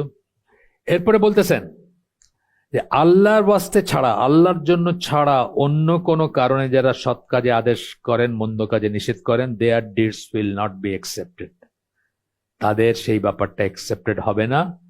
Instead of earning rewards that would lead them to paradise, they will earn sins that would lead them to hell fire. জান্নাতে যাওয়ার পরিবর্তে যারা জাহান্নামী হবেন, তাদের নিয়ত রং হওয়ার জন্য, আল্লাহর ওয়াস্তে ছাড়া, আল্লাহর জন্য ছাড়া যদি অন্য কোনো কারণে তারা করেন। এবং আপনারা জানেন ইমানের পরে ইবাদত কবুলের 2টা শর্ত। প্রথম শর্ত হচ্ছে কেবলমাত্র আল্লাহর জন্য হইতে হবে, 1 মাইক্রন অন্য কারোর জন্য হইতে পারবে না, অন্য কাউকে খুশি করার জন্য হইতে পারবে না, অন্য কাউকে ইমপ্রেস করার জন্য হইতে পারবে না, অন্য কারোর কাছে কোনো স্বার্থ আদায়ের জন্য হইতে পারবে না, কোনো সুনামের জন্য হইতে পারবে, 1 মাইক্রন না, এমনকি মোহাম্মদ সাল্লাহ সাল্লামের জন্য না, 1 মাইক্রন না। ইবাদতের সমস্তটাই আল্লাহর জন্য মানে ন্যস্ত হইতে হবে, প্রথম শর্ত। আর দ্বিতীয় শর্ত হচ্ছে সেই ইবাদত এর কাজ রাসূলের দেখায় দেওয়া পদ্ধতিতে করতে হবে, সুন্নাহ অনুযায়ী করতে হবে, অন্তত সুন্নাহর ব্র্যাকেটের ভিতর থাকতে হবে। সুন্নাহ কিন্তু অনেক বড় একটা শব্দ, তার ব্র্যাকেটের ভিতর থাকতে হবে। রাসূল যে করছেন, যখন ডিফাইন করছেন ধরেন সালাত, তার ভিতর আবার ফরজ, ওয়াজিব, সুন্নাহ, মুস্তাহাব, মুবাহ অনেক কিছু আছে না, সেইগুলা জেনে জেনে আপনি করতে পারেন, সেই ব্র্যাকেটের ভিতর থাকলেই হয়েছে আর কি, সেই ব্র্যাকেটের ভিতর থাকতে হবে। ধরেন আমরা হাত এইভাবে বাঁধি, আমি এখানে বাঁধলাম না, আমি ছেড়ে দিলাম হাত, স্টিল আমি ব্র্যাকেটের ভিতরে আছি, অ্যাকর্ডিং টু ফরজ, ওয়াজিব, সুন্নাহ যেটা ডিফাইন হয়েছে নামাজে। যে জন্য মালিকি মাযহাবের যারা হাত ছেড়ে দেয়, কেউ বলে না যে তাদের সালাত হচ্ছে না, তারা হাত বাঁধে না। তাইলে আমি মোটামুটি ব্র্যাকেটের ভিতর থাকবো আর কি, সেই ইবাদতের কাজটা করতে গেলে। আচ্ছা গেল, এরপরে আসতেছে সূরা কাহফ, আবার 103, 106 নম্বর আয়াত, 103, 4, 5, 6। হে সে ও মোহাম্মদ, রাসূলকে আল্লাহ বলতেছেন, shall we tell you the greatest losers in respect to their deeds, আমরা কি তোমাদেরকে খবর দিব বা বলবো, জানাবো যারা সবচেয়ে ক্ষতিগ্রস্ত তাদের কর্মকাণ্ডের ব্যাপারে, কাজকর্মের ব্যাপারে, যারা যা করছে আমলের ব্যাপারে। They are those whose efforts have been wasted in this life while they thought that they were acquiring good by their deeds. এটা তারাই সবচেয়ে বড় ক্ষতিগ্রস্ত, যাদের এই দুনিয়ায় যত কিছু কাজ করছে, যত চেষ্টা করছে, সব ট্রেনে গেছে, সব বাজে খরচ হয়েছে, বাতিল হয়ে গেছে সব, অথচ তারা মনে করছে তারা কত ভালো কাজ করতেছে। নাউজুবিল্লাহ। এইরকম আমরা যদি ডেলিউশনের ভিতরে থাকি, আমরা কারেক্ট করে নেই, মৃত্যু আসার আগেই কারেক্ট করে নেই, তওবা করে নেই, যে আমরা যদি আমাদের ইন্টেনশন যদি ঠিক না হয়ে থাকে, আমরা যদি কাজ অন্য কোনো কারণে করে থাকি, ইভেন এটার এই কাজের সাথে আইসিডি বলি না আমি, যে ভলেন্টিয়ার্সদের চলে, একটা কথা বললাম না গতদিন, যে ভেরি অল্প দিন হয় আমরা একজন ভাইকে সামান্য কিছু পয়সা দিচ্ছি তার কাজের জন্য, এছাড়া আইসিডির যত কর্মকাণ্ড আছে সব ভলেন্টিয়ার দিয়ে চলে, তারা অন্যখানে চাকরি করে, অন্যখানে কাজ করে, অন্য জিনিস করে, তারপরেও যখন যার সময়, সম্পদ, শ্রম, মেধা দিয়ে আমাদেরকে সাহায্য করে। হ্যাঁ, তো এগুলো গুড ডিডস, কিন্তু এই গুড ডিডস এর ভিতরে যদি অন্য কোনো ভেজাল থাকে ইন্টেনশনে, তাইলে সাবধান হয়ে যাওয়া, এই আয়াত আরেকবার সাবধান বাণী আর কি। Those are the once who disbelieve in the versus of the Lord, এরাই হচ্ছে তাদের যে তার মানে রবের আয়াত সমূহে অবিশ্বাস করে, আল্লাহ সরাসরি অবিশ্বাসী বলতেছেন তাদেরকে। অ্যান্ড ইন দেয়ার মিটিং হিম, এবং ওই যে আল্লাহর সাথে সাক্ষাৎ হওয়ার কথা বললাম না, ওইটা অবিশ্বাস করে, কারণ ওইটা বিশ্বাস করলে তো শুধু আল্লাহর জন্যই করতো সে। মানে এগুলো ইমানের শর্ত, যে আপনার সমস্ত ইবাদত, সমস্ত ভালো কাজ আপনি আল্লাহর জন্য করবেন, এটা আপনার ইমানের শর্ত। সমস্ত ইবাদত হবে আল্লাহর জন্য, আগে যেটা বললাম, 1 মাইক্রন অন্য কারোর জন্য হবে না। So their deeds have become worthless, এবং তাদের সৎ কাজগুলা মিনিংলেস হয়ে গেছে, মানে মূল্যহীন হয়ে গেছে, অর্থহীন হয়ে গেছে। And we will not assign to them on the day of resurrection any weight, এবং এটার কোনো ওজন থাকবে না ঈশের দিন, কিয়ামতের দিন। এই সম্বন্ধে একটা আমি বলছি, একদম বিদেশি স্কলারের কথা আগে বলছি, কেউ কেউ শুনছেন, কেউ কেউ হয়তো শোনেন নাই। এইসব আয়াত যখন নাজিল হচ্ছে, তখন নাকি কাফের মুশরিকরা জিজ্ঞেস করতো যে এইটা কি করে হয়, যে আমরাও ভালো কাজ করব, তোমরাও ভালো কাজ করবা, আমাদেরটার কোনো ওজন থাকবে না, আর তোমাদেরকে জান্নাতে নিয়ে যাবে, কি করে হয়? কাজ তো একই। ধরেন তারাও অতিথি আরবরা স্বভাবগতভাবে তারা মুসাফিরদেরকে খাওয়াইতো, রাখতে দিত, আশ্রয় দিত, অতিথিদের করতো, ভালো ভালো কাজ যেগুলো আর কি, তাদের মতে ভালো কাজ যেগুলো ইসলামের সাথে কমন। কতগুলো কাজ আছে না কমন, আরবদের অনেক কাজ কিন্তু ইসলাম গ্রহণ করছে, যেগুলা ভালো কাজ এবং কমন কাজ, যেগুলো আমরাও মনে করি ভালো, ইসলাম মনে করে ভালো, আরবরাও করতো, সেগুলো কিন্তু ইসলাম আপহোল্ড করছে। তো বলতেছে তোমরাও করবা, আমরাও করবো, তোমাদেরটা ওজন থাকবে, আমাদেরটা থাকবে না, কেমনে করে হয়? তো এটা নিয়ে একদম বিদেশি স্কলার বলছেন যে ওই ওজনের কথা বলছে, যে মাস মাস ভর আমার ওজন ধরেন কথার কথা 70 কেজি বা 60 কেজি ধরেন, আমার ওজন 60 কেজি, মানে আমার ভর, ওজন হচ্ছে 60 কেজি ওয়েট, মানে আমি এখানে পৃথিবীতে মধ্যাকর্ষণ জনিত ত্বরণ যেটা জি, সেটার জন্য আমি ফিল করি যে আমার ওজন হচ্ছে 60 কেজি ওয়েট। এখন এই আমি যখন মহাশূন্যে যাব, তখন মহাশূন্যে কি জি জিরো, জি তো জিরো, ওইখানে কিন্তু আমার কোনো ওজন নাই, আমি জাস্ট এইভাবে ডিগবাজি দিতে চাইলে পাটা উপর দিকে মাথাটা নিচে দিকে থেকে আমি শূন্যে ভাইসে থাকবো, আমার কোনো ওজন নাই, জিরো ওজন। চাঁদে গেলে আমার ওজন কত? 10 কেজি ওয়েট, 6 ভাগের 1 ভাগ। তাইলে আপনার ভরকে কি দিয়ে গুণ করলে ওজন ফিল করবেন? জি দিয়ে গুণ করলে, জি এর ভ্যালুর উপর ডিপেন্ড করে। তো ওই স্কলার বলতেছেন যে কিয়ামতের দিন যেখানে ওজন করা হবে, যে পাল্লায় আপনার আমল ওজন করা হবে, সেখানে ওই জি এর জায়গায় আসবে আপনার ইমান ফ্যাক্টর আর কি, আপনার ইমানের ফ্যাক্টর। ইমান যদি 100% থাকে তাহলে 100 দিয়ে গুণ হবে, বা যা ওজন তাই থাকবে। ইমান যদি ধরেন অর্ধেক থাকে বা আধা আধি থাকে, তাহলে আধা দিয়া, জিরো থাকলে জিরো, মানে কাফেরটা জিরো, কাজে তার সমস্ত সৎ কাজ মানে স্ক্যাটার ডাস্টের মতো, আল্লাহ মাত্র বলছেন, মানে ধূলিকণার মতো হবে, কোনো কাজে লাগবে না, কোনো ওজন থাকবে না সেটা। তো বলতেছেন we will not assign to them on the day of resurrection any weight, ব্র্যাকেটে importance, that is their recompense, এটাই হচ্ছে তাদের প্রতিফল। ড্যাশ দিয়ে বলতেছেন হেল, মানে দোজক, জান্নাত, সরি জাহান্নাম, মাফ করবেন, জাহান্নাম। ফর হোয়াট দে ডিনাইড, কিসের জন্য এটা পাবে তারা? যা তারা অস্বীকার করছে। and because they took my sign and my messengers as in ridicule, তারা আমাদের আয়াত সমূহকে এবং আমাদের নবী রসুলদেরকে ঠাট্টার বস্তু, হাসি ঠাট্টার বস্তু হিসাবে, বিদ্রুপের বস্তু হিসাবে গ্রহণ করছে। আছে না মানুষ বিদ্রুপ করে না? বাংলাদেশে করে, নবী রসুল ওয়াহি কোরআন নিয়ে বাংলাদেশে বিদ্রুপ করে, আছে না? জনগোষ্ঠী করে। তসলিমা নাসরিন চলে গেছে, কিন্তু অনেক আছে না এখানে এক্সিস্টিং আছে, আসিফ মহিউদ্দিন, তসলিমা নাসরিন, এরা তো আচ্ছা যাই হোক, বাইরের থেকে করে, এই দেশের ভিতরে বসে করতেছে, অনেক আছে, এখনো আছে, করতেছে। এরপরে একটা হাদিস দিতেছেন আয়েশা রাদিয়াল্লাহু আনহার বর্ণনায়, বুখারীর হাদিস, whoever performs a good deed that we have not ordered anyone to do or is not done in accordance with our way, যে কোনো একটা ভালো কাজ করে, বিদআতের কথাই বলা হচ্ছে, কিন্তু এটা অ্যাকচুয়ালি বিদআতের কথাই বলা হচ্ছে, যে এমন কোন ভালো কাজ করে যেটা করতে তাকে বলা হয় নাই। তার মানে কি? সৎ কাজটা করতে হবে। আমরা আগে বলছি যে সওয়াবের কাজ, সৎ কাজ মানে কি? সওয়াবের কাজ না, আমরা সওয়াবের কাজ, তো সৎ কাজ করতেছি, সওয়াবের কাজ, সওয়াব হবে, আমরা আল্লাহর কাছে পুরস্কার পাবো, আল্লাহর নৈকট্য লাভ করবো, আল্লাহ পছন্দ করবেন, আমাদের সওয়াব হবে, এই তো ব্যাপারটা। 5টা জায়গার একটা জায়গায় দলিল থাকতে হবে, আর নাহলে সেটা সৎ কাজ না, সেটা বেদাত। প্রথমটা হচ্ছে আল্লাহ অর্ডার করছেন, দ্বিতীয়টা হচ্ছে আল্লাহ রসুল অর্ডার করছেন, তৃতীয়টা হচ্ছে আল্লাহ রসুল অর্ডার করেন না কিন্তু নিজে করছেন, চতুর্থটা হচ্ছে নিজেও করেন নাই কিন্তু তার সামনে করা হয়েছে একটা ভালো কাজ, কিন্তু উনি নিষেধ করেন নাই। এটা একটা উদাহরণ হচ্ছে মাগরিবের আজানের পরে নামাজ পড়া, 2 রাকাত নামাজ পড়ি না আমরা, সালাফি মসজিদগুলোয় পড়ি। এটা আনাস বিন মালিকের বর্ণনায় আসছে যে ওনারা পড়ছেন, আল্লাহ রসুল পড়েন নাই, কিন্তু ওনারা পড়ছেন, কিন্তু রসুল নিষেধ করেন নাই। এটা একটা দলিল। 4টা গেল। আর 5 নাম্বারটা হচ্ছে সাহাবীরা ঐক্যমত্যের ভিত্তিতে করছেন কোন একটা কাজ। সেরকম কাজ আছে, যেমন ধরেন কোরআন কম্পাইল করা, মুসাফ বানানো, এটা সাহাবীরা ঐক্যমত্যের ভিত্তিতে করছেন, এটা রসুল করে যান নাই। সুতরাং এইটাও একটা সৎ কাজ। আজকে যদি আপনি হাতে লিখে, আগে তো হাতে লিখতো, এখন তো ধরেন মেশিনে হয় বা ইসে হয়, আগে কিন্তু হাতে লিখে লিখে কোরআন মানুষ লিখতো কেন? ডিস্ট্রিবিউট করার জন্য, বা কোথাও দেওয়ার জন্য, বা কাউকে করার জন্য। সেটাও একটা সৎ কাজ। কোত্থেকে আসছে দলিল? সাহাবীরা ঐক্যমত্যের ভিত্তিতে করছেন, সেখান থেকে আসছে। এই 5টা উৎসে আপনাকে বাইর করতে হবে যে এটা সওয়াবের কাজ, এটা সৎ কাজ। যদি না থাকে তাহলে সেটা বিদআত। তাহলে আমরা সৎ কাজ এবং মানে কি বলে সওয়াবের কাজ এবং দুনিয়াবি কাজ, মান্ডেন কাজ, দুনিয়াবি কাজ, শার্ট পরছি, জামা পরছি, স্যান্ডেল পরছি, ফ্যান চালাইতেছি, ঘড়ি দেখতেছি, এগুলো হলো দুনিয়াবি কাজ। এটার ব্যাপারে মূলনীতি মনে রাখবেন, দুটা মূলনীতি। প্রথমটা হচ্ছে ইবাদতের জিনিসের ব্যাপারে বা সওয়াবের জিনিসের ব্যাপারে মূলনীতি হচ্ছে এমন কোনো কাজ করা যাবে না যেটার দলিল নাই। সওয়াবের কাজ মনে করে এমন কোনো কাজ করা যাবে না। অর্থাৎ সওয়াবের কাজ করতে হলে অবশ্যই দলিল থাকতে হবে যে এটা কোথা থেকে আসছে, কেন করতেছেন আপনি, কে বলছে করতে, কোথা থেকে আসছে, দলিল থাকতে হবে সওয়াবের কাজ।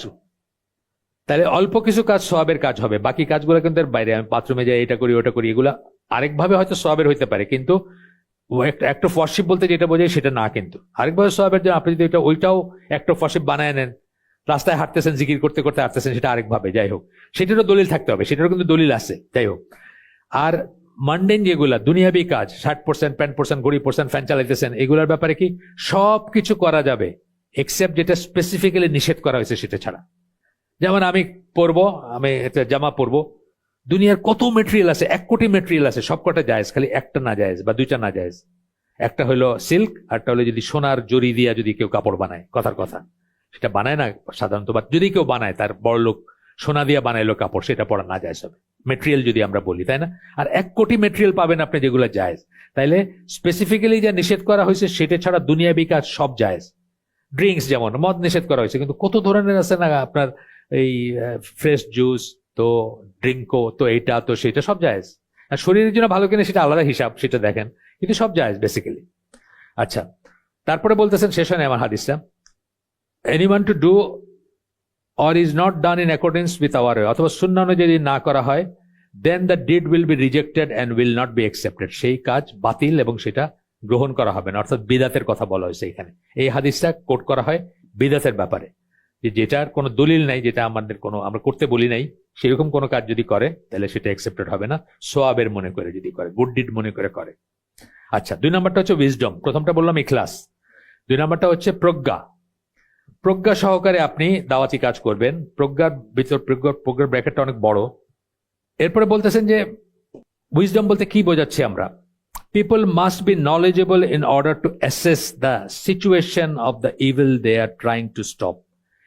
যে খারাপ কাজটা আপনি আটকাইতে চাচ্ছেন সেটার অবস্থাটা ওই সমাজে কি, সেটা বোঝার মতো আপনার প্রজ্ঞা থাকতে হবে, আপনার নলেজেবল থাকতে হবে, আপনার জ্ঞান থাকতে হবে। ধরেন আমি একটা কথা বলি, প্যারিসের একটা শুড়িখানা, পাব, ওইখানে ঢুকে বললাম, হ্যাঁ তোমরা মদ খাইতেছো, মদ খাওয়া হারাম জানো না, আমার নিয়ে হাসবে ওইখানে। সে আল্লাহ বিশ্বাস করে না, সে আল্লাহ বিশ্বাস করে না, তার কই থেকে দাওয়াত দিতে শুরু করতে হবে যে আল্লাহ একজন আছেন, তাওহীদ, তারপরে কোরআন, তারপরে তার বিধানে আইসা আপনি একসময় বলবেন যে মদ খাও না।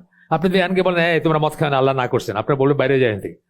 এইটা হচ্ছে ওই নলেজ থাকা, সিচুয়েশন বোঝার জন্য আপনার নলেজ থাকা, যে কোন জায়গায় কতটুকু কখন বলতে হবে সেই ব্যাপারটা। In order to assess the situation of the evil they are trying to stop, যেটা আপনি স্টপ করতে চাইতেছেন সেইটার সিচুয়েশনটা বুঝবেন।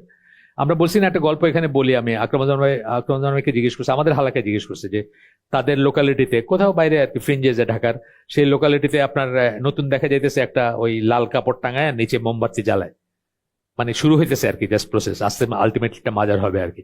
তো বলছেন যে এই শায়েখ, এটা যদি ভাঙা দিই, আমরা ভাঙা দিতে পারবো, আমরা, আমাদের সেই ক্ষমতা আছে, ভাঙা দিলে এখনই গোড়ায় শেষ হয়ে গেল। তো উনি বলছে, হ্যাঁ সেটা একটা বোঝার ব্যাপার আছে, যে ভাঙা দিলেন আপনি সরকারের কাছে কাইন্দে এটা কইল গিয়া যে দেখেন আমাদের মাজারটা, আমাদের বুজুর্গ এখানে শুয়ে আছেন, এটারে আমরা কিছুই কই না, কারো কোনো ডিস্টার্ব করতেছি না, খালি একটু যত্ন নিতেছিলাম দিছে ভাইঙ্গা। তখন দেখা গেল এই সরকার, মানে আমাদের তৎকালীন সরকার যেটাই থাকুক, তারা তখন মার্বেল পাথর দিয়ে এটা বানায় দিল। কারণ আমাদের সরকারের প্রধানরা কি করে, মাজার থেকে তাদের ক্যাম্পেইন শুরু করে না, সিলেটের শাহজালালের মাজার থেকে ক্যাম্পেইন শুরু করে, নাইলে ওই শাহ আমানত ওই যে চিটঙ্গের, সেখান থেকে চিটঙ্গের মেয়ররা তাদের ক্যাম্পেইন শুরু করে, ওই যে ভোট চাবে সেইটা। তো তাদের কাছে গিয়ে কি আপনার মাজারের এগেনস্টে কমপ্লেন করে কি কোনো লাভ হবে? তারা হয়তো মার্বেল পাথর দিয়ে এটা বানায় দিবে। তো আকরাম ভাই বলতেছেন যে আপনার এই কাজটাতে কি লাভ হবে না লোকসান হবে, এটা বোঝার ব্যাপার আছে। এটা কিন্তু ইসলামের একটা বেসিক প্রিন্সিপাল, মাসলাহাত যেটাকে বলি। প্রতিটি কাজে, ছোট থেকে ছোট, বড় থেকে বড়, আপনার লাভ হচ্ছে না লোকসান হচ্ছে, এটা আপনার চিন্তা করার ব্যাপার আছে। এবং সেই জন্য ওই কথাটা আসছে যে যদি একটা কথা, একটা হাদিস এটা, যে যদি কোনো একটা কথা বলা এবং না বলা সমান হয়, সম্ভবত আসার, এটা হাদিস না, যদি একটা কথা এখানে পড়ছি আমরা, যদি কোনো একটা কথা বলা বা না বলা সমান হয় তাহলে চুপ থাকাটা উত্তম। কথা বুঝছেন?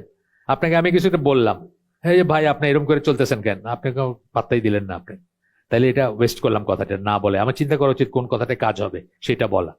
বা অনেক সময় আছে না যে কোন একটা জায়গায় আপনি কথা বলার মিনিং নেই, 10 জনে অলরেডি একটা কথা এস্টাবলিশ করছে, আপনি আবার উঠে উঠে উপর বক্তৃতা দিলেন, মিনিংলেস কথা, এটা না বলাই উত্তম। হয় উত্তম কথা বলো না চুপ থাকো, এই সেই সেই ক্যাটাগরিতেও আসবে এটা। আচ্ছা, তারপরে বলতেছেন they should ascertain whether they will be able to stop the evil or whether their actions will lead to greater harm. অনেক সময় দেখলেন গ্রেটার হার্ম আনতে পারে আপনার একটা অ্যাকশন থেকে। এক বেটা নামাজ পড়ে না, এই তবলিগীরা কিন্তু এই জিনিসগুলো খুব ভালো বোঝে। এক বেটা নামাজ পড়ে না, তারা আপনি ইনসিস্ট করলেন রাস্তার উপরে, চলেন না ভাই চলেন নামাজ পড়ে, তারা কিন্তু কখনো এটা বলে না। তারা বলেন নামাজ পড়তে যাই ভাই, বল দেখবেন ল্যাঙ্গুয়েজটা হবে যাই, বসি ভাই, উঠি ভাই, চলি ভাই, এইভাবে কথা বলে। কেন বলে? যেন আনসারটা নো না হয়। আনসারটা নো হইলে একটা হলো অ্যারোগেন্স চলে আসবে তার ভিতরে, আর 2 নম্বর হলো সে গুনাহগার হবে, মানে যিনি দাওয়াত দিতেছেন উনি গুনাহগার হবে, উনি তো চিরতরে বিমুখ করে দিলেন তাকে।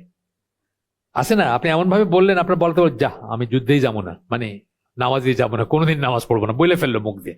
একটা ঘটনা আমি বলি না, যে ডেস্টিনির এই ছিল হারুন, জেনারেল হারুন বাংলাদেশ আর্মির চিফ ছিল। তো 2001 সালের ইলেকশনের আগে, না 2001 না সরি 2008-এর ইলেকশনের আগে ওই টিভিতে হইতেছে কে কি করবে, উনিও ইলেকশনে দাঁড়াইছিলেন বোধহয়, বা কোন একটা চাইছিলেন, নমিনেশন চাইছিলেন, আমার মনে নেই এক্স্যাক্টলি। তো ওনাকে ওই এর আগেই বোধহয় জামাতিদের ছিল, ওরা আল্লাহর আইন চায়, আল্লাহর আইন চায়, বা আল্লাহর আইন দিয়ে শাসন করতে চায়, এইসব কথাবার্তা বলছে। ওনারা যখন জিজ্ঞেস করছে বা ওনার ইন্টারভিউ নিয়েছে, হয়েছে আমরা আল্লাহর আইন চাই না। এই যে কথাটা বললো উনি চিন্তা করে বলে নাই, কিন্তু উনি চিন্তা করে বলে নাই যে উনি আল্লাহর আইন চায় না, এটা উনি জামাতের বিরোধিতা করছে। তা আমি কি করলাম, আমি তার একটা এমন একটা গুনায় নিয়ে গেলাম যেটা ইরিভার্সিবল। কিন্তু আমাকে ওইখানে আমি হালাকা করতাম তখন ওই মহাখালী ডিএইচএস ব্রিগেডের বেগের বাসায়। তো আমার ওইখানে তো সব ডিফেন্সের লোকজন আছে, ওনারা জিজ্ঞেস উনি কি মুসলমান আছে নাকি। আমি বললাম এই ফতোয়া তো আমি দিতে পারবো না, উনি কেন কথাটা বলছে এটা ওনাকে জিজ্ঞেস করতে হবে। যে উনি এটার মিনিং বুঝে কিনা, হুজ্জত কায়েম করতে হবে তবে, কিন্তু কথাটা কুফর। কেউ যদি বলে যে আমি আল্লাহর আইন চাই না, সেটা কুফর, কিন্তু সে কাফের কিনা এটা আমি বলতে পারবো না। এটা তো অনেক অনেক ইসের ব্যাপার, আপনার অনেক তাহকিকের ব্যাপার, এভিডেন্স কায়েম করার ব্যাপার। তো এরকম ব্যাপার আর কি, যে আপনি একটা গ্রেটার হার্ম করলেন। ওই যে প্যারিসের পাবে গিয়া বললেন তোমার মদ খাইতেছে কেন, ও বললে যে বাইরে যাবে এখান থেকে, মানে আর জীবনের তরে আপনার কোনো মুসলমানের কথাই শুনবে না, সে হয়তো কথার কথা বলতেছে। চিন্তার ব্যাপার আছে, আপনি লাভ করলেন না লোকসান করলেন। তো বলতেছেন যে এখানে যে এমন ভাবে বলবেন না that will lead to greater harm, they are not allowed to stop that evil. যদি আপনি দেখেন যে বড় ক্ষতি হবে, তাহলে সেই মন্দ কাজ নিষেধ করতে যাবেন না। সময় নেবেন, ফিকির করবেন, চিন্তা করবেন, নীতি নির্ধারণে ঠিক করবেন কি করে সেটাকে। আসে না অনেক সময় করতে হয় না এটা, কার কাছে যাব, কিভাবে বলবো, কখন বলবো। আমি কিন্তু সবসময় বলি, ধর এখানে আমাদের এই পাড়াতে অনেক কাজ আছে যেটা আমরা পছন্দ করতেছি না, তো আমরা গিয়ে কিন্তু মাইরপেট লাগাইতেছি না, আমরা খোঁজ করতেছি যে কাকে বললে কাজটা হবে। যারে তারে বললে তো লাভ নেই, কাকে বললে কাজটা হবে। অনেক খারাপ কাজ আছে, বললে হবে হয়তো, বা ওরে বললে হবে, বা এরকম করে বললে হবে, বা ওইরকম করে বললে হবে, সেটা আপনার চিন্তা করার ব্যাপার আছে। এরপরে বলতেছেন যে people's knowledge should help them make the correct judgement. এই উইজডম কথাটা এই জন্য বলছেন, এটা কারেক্ট জাজমেন্ট মানে সঠিক ই করা। এই জন্য কিন্তু মুরব্বীদের কাছে আমরা অনেক সময় দেখবেন আপনার কোনো কনসার্ন না, আপনি এটা খেয়াল করেন নাই যে আপনার কোনো কনসার্ন না, বা আপনি দেখবেন যে অনেক প্রাইভেট একটা কথা বা অনেক অন্যরকম একটা কথা মানুষ মুরব্বীদের কাছে গিয়ে জিজ্ঞেস করে, আচ্ছা বলেন তো এখানে আমার কি করা উচিত, কেন জিজ্ঞেস করে, তার এক্সপিরিয়েন্সটা অনেক দিনের, অনেক বেশি। এই জন্য ওমর রাদিয়াল্লাহু আনহু বলছেন যে যখন আমরা দেখবো যে মানুষ বয়স্ক মানুষের কাছ থেকে দিন নিতেছে, তখন আমরা বুঝবো যে অর্ডার অফ থিংস ঠিক আছে। কিন্তু যখন দেখবো ইয়াঙ্গারদের কাছে, ওল্ডাররা গিয়ে দিন নিতেছে, তখনই বুঝবো যে সমাজে সমস্যা হয়ে দাঁড়াইছে। যে কারণ হচ্ছে এটা, এক্সপিরিয়েন্স আছে অনেক, উইজডম আছে অনেক। আচ্ছা, তো কারেক্ট জাজমেন্ট করতে হবে। That evil is present, and প্রথম কথা ইভিল এটাই আপনাকে আগে জানতে হবে। অনেক মানুষ সেটাই জানে না, ঠিক না? আমি একটা মসজিদে নামাজ পড়ি যেখানে বলতেছে 2 পায়ের মাঝখানে 4 ইঞ্চি নাকি 4 আঙ্গুল ফাঁক থাকতে হবে। সে তো কোনটা ঠিক সেটাই জানে না, তাহলে সে সৎ কাজে কি আদেশ দিবে? ঠিক না কথাটা? সে কোনটা ঠিক সেটাই জানে না, সে সুন্নতকে বেদাত মনে করে, বেদাতকে সুন্নত মনে করে। তো তার তো এটা নিয়ে কথা বলাই উচিত না। এটা বলতেছেন যে আপনি কি করবেন, correct judgement, that evil is present, মানে এটা যে ইভিল, এটার ব্যাপারে আপনার কারেক্ট জাজমেন্ট থাকতে হবে। And it needs to B removed or stopped, এবং এটা রিমুভ করতে হবে এবং করতে হবে, এই ব্যাপারে আপনার জাজমেন্টটা ঠিক হইতে হবে। অনেক সময় আপনার সৎ কাজ একটা বন্ধ করে দিতেছেন, আপনি চিৎকার করে বলতেছেন যে বান্দরের মতো হাত তুলে কি রকম নামাজ পড়ে, মানুষের থেকে বাইর করে দেন, আপনি এটাকে ইভিল মনে করতেছেন, কিন্তু আপনি ইভিল কাজটাই জানেন না কোনটা ইভিল, তাই না? করে না এটা? আমাদের মানুষদের তো মসজিদ থেকে বাইর করে দিছে, অনেক জায়গায় চিটঙ্গে বাইর করে দিছে, ছুড়ে ফালাই দিবে বলছে বাইরে। Thus knowledge will help them remove any suspicion or doubt about the evil. Knowledge থাকলে আপনার এটা কি সত্যি ইভিল কিনা, নাকি আপনার মনে পছন্দ হইতেছে না দেখে আপনি এটা ইভিল বলতেছেন। যেমন আমার অনেকে জিজ্ঞেস করে 3/4 প্যান্ট পরা নিয়ে, আমি বলবো যে এটা সামাজিক রীতিনীতির বিরুদ্ধে যায় বা মানে ভদ্রতার বিরুদ্ধে যায়, কিন্তু এটা হারাম বলা যাবে না। 3/4 প্যান্ট হারাম বলা যাবে না, ঠিক আছে? এখন একজনের 3/4 প্যান্ট পরে আসছে, তারে দমকায় আপনি চিরতরে ইসলাম বিমুখ মসজিদ বিমুখ করে দিলেন, আপনি কি লাভ করলেন না ক্ষতি করলেন? তাহলে এইটা কতটুকু ইভিল? এটা ইভিল মানে সামাজিকভাবে এটা খুব সুন্দর দেখায় না। যেমন আপনার শরীরের ঊর্ধ্বাংশটা আপনি খোলা রাখতে পারেন পুরুষ হিসাবে, বাট এটা পরে কি আপনি রাস্তায় ঘুরবেন নাকি? অফিসে যাবেন? যাবেন না। ওইরকমই একটা সেন্সে 3/4 প্যান্টটা পরা উচিত না, কিন্তু এটা তো জায়েজ, আপনাকে বুঝতে হবে এটা জায়েজ। সুতরাং ওই কথার যেখানে বলতেছেন ওইখানে বলাটা কি উচিত কি উচিত না, এটা কিন্তু আপনার উইজডম থাকতে হবে জাজ করার জন্য, যে এইটাই কি কারেক্ট সময় বলার জন্য, বা এটাই কি প্রায়োরিটি বলার জন্য, বা এটাই কি ঠিক বলার জন্য, এটা কি বলবো ভালো হবে না খারাপ হবে, এই যে জাজমেন্ট গুলো আপনার থাকতে হবে। আমরা আজকে শেষ করে দিই, আমরা শেষ করতে পারলাম না, চ্যাপ্টারটা বড়, এটা আগেই বলছি। সুবহানাকা আল্লাহুম্মা ওয়া বিহামদিকা আশহাদু আল্লা ইলাহা ইল্লা আনতা আস্তাগফিরুকা ওয়া আতুবু ইলাইক। আমরা যে শুনলাম তার মধ্যে ভালো কিছু শুনে থাকলে সমস্ত প্রশংসা আল্লাহর, আলহামদুলিল্লাহ। খারাপ কিছু শুনে থাকলে সমস্ত ব্যর্থতা আমার, এবং সেটা শয়তানের তরফ থেকে। আল্লাহ আমাদেরকে তৌফিক দিন যেটা ভালো শুনলাম তার উপর আমল করার। আসসালামু আলাইকুম ওয়া রাহমাতুল্লাহি ওয়া বারাকাতুহু।